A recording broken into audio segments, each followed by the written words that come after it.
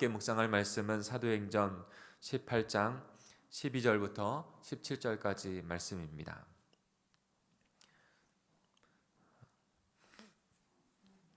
사도행전 18장 12절부터 17절까지 계속적으로 오늘 이제 고린도에서 복음을 전하는 일을 마무리하고 있는 그런 장면으로 나아가고 있습니다. 어저께 말씀드렸던 것처럼 두렵고 떨리는 일이 바울에게도 있었습니다. 그럼에도 불구하고 하나님께서 위로하셨던 것, 오늘도 또 그 연장선상에서 말씀이 나오고 있는데요. 어떤 말씀을 주시는지 함께 깨닫기로 합니다. 제가 먼저 12절을 읽겠습니다. 갈리오가 아가야 총독되었을 때에 유대인이 일제히 일어나 바울을 대적하여 법정으로 데리고 가서 말하되 이 사람이 율법을 어기면서 하나님을 경외하라고 사람들을 권한다 하거늘 바울이 입을 열고자 할 때에 갈리오가 유대인들에게 이르되 너희 유대인들아 만일 이것이 무슨 부정한 일이나 불량한 행동이었으면 내가 너희 말을 들어주는 것이 옳거니와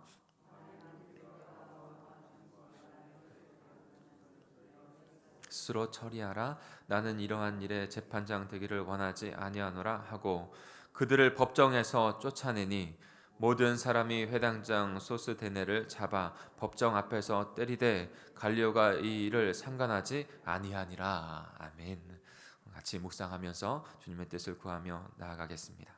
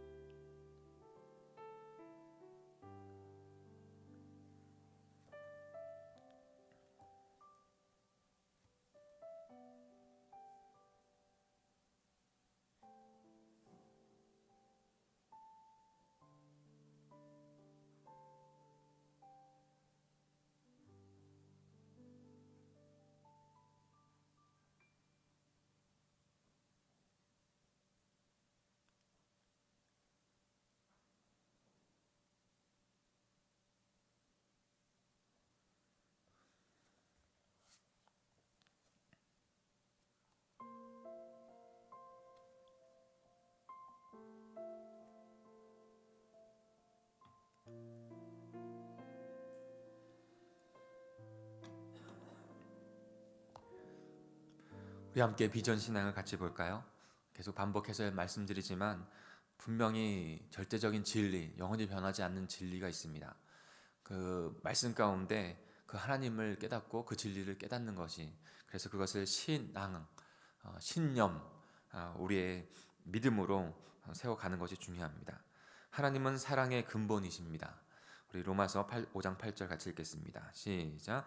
우리가 아직 죄인 되었을 때 그리스도께서 우리를 위하여 죽으심으로 하나님께서 우리에 대한 자기의 사랑을 확증하셨느니라. 하나님은 사랑이십니다. 그 사랑이신 하나님께서 하나님의 나라를 이루어서 하나님의 백성들을 사랑하시면서 인도해 주신 것이죠. 그 하나님의 사랑이시다. 그것은 절대 변하지 않는 거예요. 그래서 그 사랑 안에서 우리를 택하시고 구원하시고 하나님의 나라를 이루어 가시는 것입니다. 그 하나님의 속성, 그 사랑에 의지해서 복음이 지금 계속 확장되어 가는 것이죠. 하나님께서 바울과 함께 하심으로 18개월 동안 고린도에서 복음 사역은 우여곡절 겉에 있지만 그래도 순조롭게 잘 전파되어져 갔습니다. 그런데 어느 날 그곳에 새 총독이 오게 되었다는 것이죠. 그의 이름은 갈리오입니다. 사도행전에서 갈리오 총독이 주목받게 되는 것은 오늘 그의 판결이 초대교회의 역사에 중요한 고비가 되었기 때문입니다. 유대인들은 회당장마저 바울 그 복음으로 돌아서는 일을 어저께 경험했지 않습니까? 어려움이 있었지만 브리스길라와 아글라를 바울과 함께하게 하시면서 동역하게 하시면서, 그리고 두려운 일들이 있었지만 바울에게 두려운 마음이 들었지만 찾아오셔서 함께하겠다라고 말씀하시고 주님께서 위로하시는 그것으로 말미암아 바울이 복음을, 하나님의 말씀을 더 힘있게 전달합니다. 그랬더니 되어진 일은 회당장까지, 유대인의 회당장까지 복음으로 돌아서는 일들을 지금 바울이 경험하고 있는 것이죠. 유대인들은 회당장마저 돌아서는 그 모습을 보면서 한풀 기가 꺾였습니다. 근데 언제나 계속적으로 바울을 어떻게 고소할 수 있을까, 어떻게 바울을 꺾을 수 있을까, 기회만 노리고 있는 것이죠. 근데 새 총독이 온 거예요. 그때를 그들은 기회로 잡으려고 합니다. 우리 12절을 같이 다시 한번 읽어볼까요? 12절입니다. 시작. 갈리오가 아가야 총독 되었을 때 유대인이 일제히 일어나 바울을 대적하여 법정으로 데리고 가서, 거기서 유대인들이 지금 어떤 모습으로 지금 묘사되고 있습니까? 유대인들을 일제히 일어났다는 거예요. 일제히 일어나.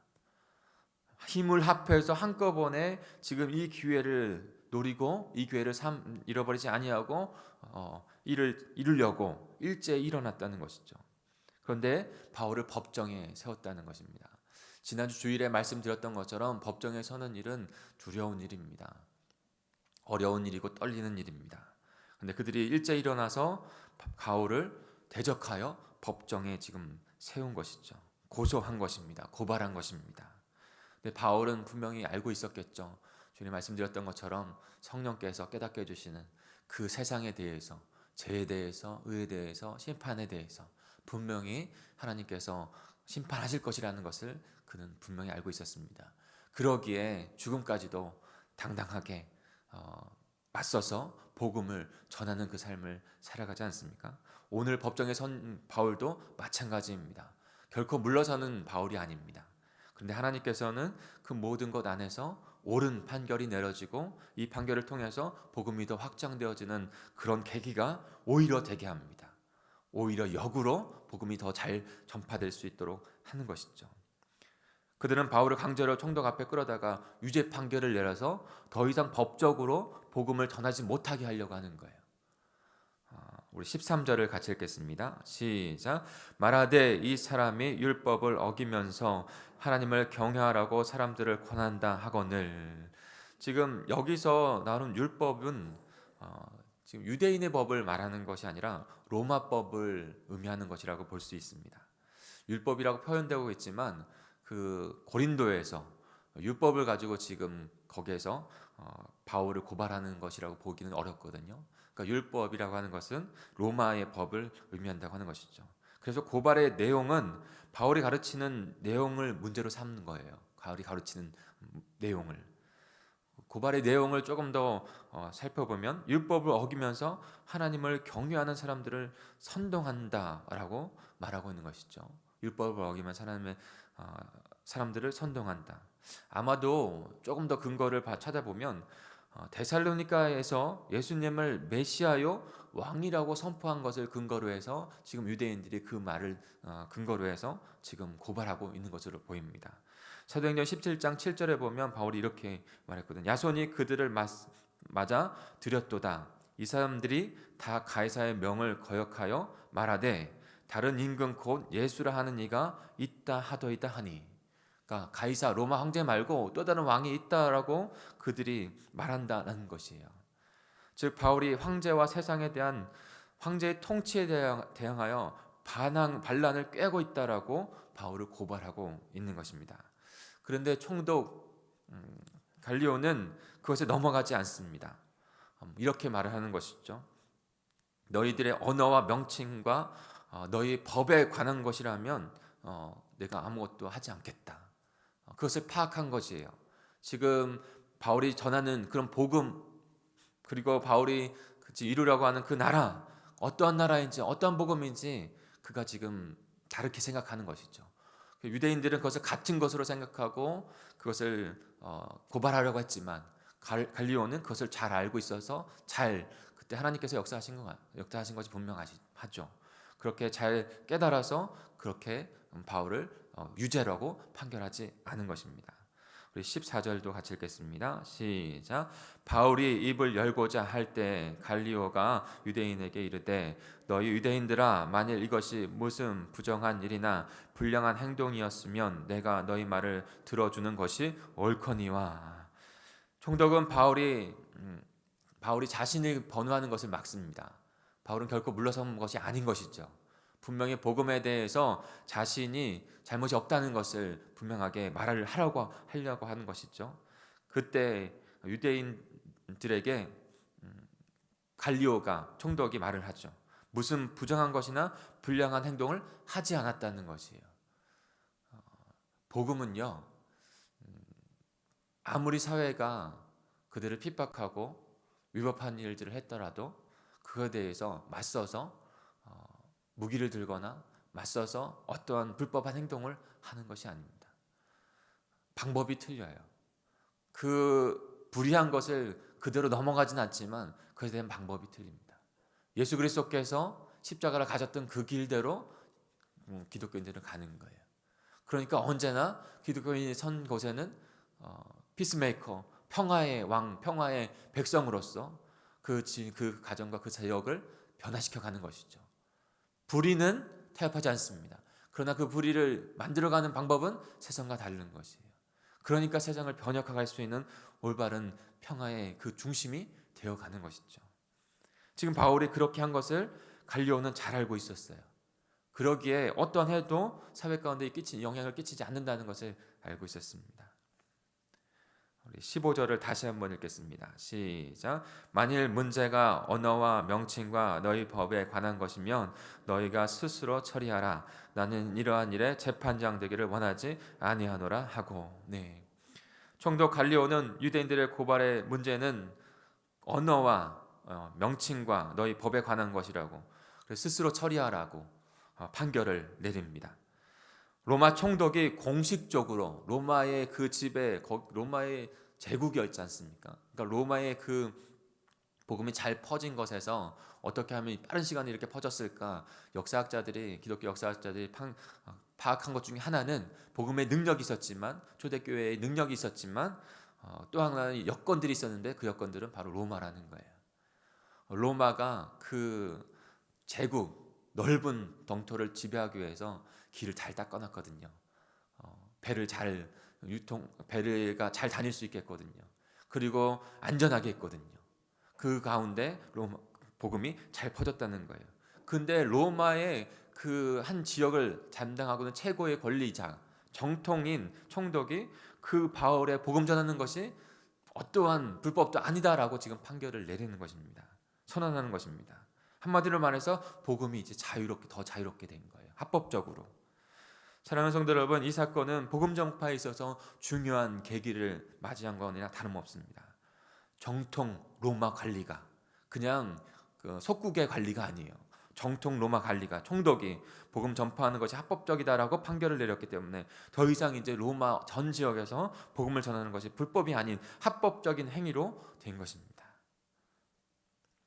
16절 17절입니다. 같이 읽을까요? 시작. 그들을 법정에서 쫓아내니 모든 사람이 회당장 소스데네를 잡아 법정 앞에서 때리되 갈리오가 이 일을 상관하지 아니하니라. 법정에서 그들이 쫓겨납니다. 17절에서 모든 사람을 가리키는 것은 유대인들을 의미하는 것으로 보입니다. 그들은 바울과 교회가 공식적으로 법적인 이제는 권리를 갖게 됐다는 사실에 더 역공을 하려고 했는데 자신들이 역공을 맞은 것이죠. 분노합니다. 그래서 법정 앞에서 그 회당장, 다시 세워진, 예수님을 믿었으니까 그 전에 회당장은 이제 내려앉게 되어지고 소스데네라고 하는 회당장이 새롭게 됐지 않습니까? 그래서 그를 통해서 지금 바울을 고발하고 고소하려고 했던 것인데 그 일이 잘 추진되지 아니하니까 그 화풀이를 지금 소스데네에게 하는 거예요. 그 법정 앞에서 지금 때리고 있습니다. 매를 하고 있어요. 그런데 또 하나의 이유가 있다면, 지금 마치 예루살렘에서 유대인들이 예수님을 지금 소동을 일으켜서 십자가에 못 박은 것과 같이 지금 이 지역에서도 혼란을 일으켜서 그것을 뒤집으려고 한 것이죠. 그 판결을. 그것이 패턴이에요. 그런데 이 갈리오는 그것에 넘어가지 않습니다. 자기 판결한 것에 대해서, 그리고 그들 사람들이 소동을 일으키는 것에서 넘어가지 아니하고 관여하지 않습니다. 더 합법적으로 복음이 이제는 굳건하게 자리 잡게 된 것이죠. 여러 가지 일들이 있습니다. 분명히 복음을 전하는 일들 안에서 어저께 말씀과 연결되어져서 두렵고 떨리는 일들이 바울에게도 찾아옵니다. 법정에 서는 일, 정말 두렵고 떨리는 일이라고 말씀을 드렸죠. 그런데 동역자도 주시고 하나님께서 친히 찾아오셔서 말씀해 주신 것이죠. 그러기에 이것은 세상에 어떻게 잘 되어서 우연적으로 되었던 일이 아니라 이미 하나님께서 우리에게 말씀해 주신 것이 그대로 성취됐을 뿐입니다. 어저께 사도행전 18장 9절 10절에 나온 말씀을 다시 한번 제가 읽고 오늘 말씀 마치겠습니다. 이미 예견된 일이 그대로 이루어질 뿐이에요. 18장 9절 10절입니다. 밤에 주께서 환상 가운데 바울에게 말씀하시되 두려워하지 말며 침묵하지 말고 말하라. 내가 너와 함께 있음에 어떠한 사람도 너를 대적하여 해롭게 할 자가 없을 것이니 이는 이 성중에 내 백성이 많음이라 하시더라. 하나님께서 주신 이 말씀이 저와 여러분에게 동일하게 주시는 말씀인 줄 믿습니다. 두려워하지 말라. 침묵하지 말고 복음의 말씀을, 하나님의 말씀을 증거하라. 내가 너와 함께 할 것이다. 어떠한 대적도 너를 해롭게 못할 것이다. 이 성중에 내 백성이 많은데 너를 통해서 그 백성을 구원하는 일들을 할 것이다. 말씀해 주고 계신 것입니다. 주님의 말씀은, 전능하신 주님의 말씀은 그대로 이루어지는 줄 믿습니다. 우리에게도 동일하게 말씀해 주셨습니다. 그리고 그 일들을 이루어 가십니다. 이미 말씀해 주신 거 이루어질 뿐입니다. 그 시간 안에 살아가는 것이에요. 때론 힘들고 어렵고 두려운 일들이 찾아올 때도 있을지 모르지만, 그러나 그것은 이미 예견된 승리에 가는 길인 줄 믿습니다. 그러니 사랑하는 성도 여러분, 오늘도 주님을 의지하면서 우리에게 주어진 이 복된 하나님 나라 안에서의 백성의 삶을, 복음을 증거하며 영혼을 구원하는 귀한 일들 가운데 우리의 삶을 생활 가운데, 가정 가운데 선포하시면서 살아가시는 저와 여러분이 되기를 간절히 축복합니다. 우리 같이 기도하겠습니다.